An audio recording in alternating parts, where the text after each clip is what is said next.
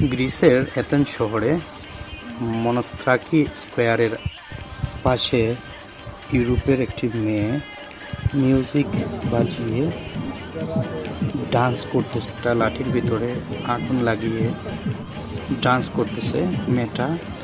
এটা গ্রিসের একটা পপুলার ডান্স, যেটা সচরাচর টুরিস্ট স্পটেই দেখা যায়। খুবই সুন্দর করে মেয়েটা ডান্স পারফরমেন্স করতেছে মিউজিকের তালে তালে।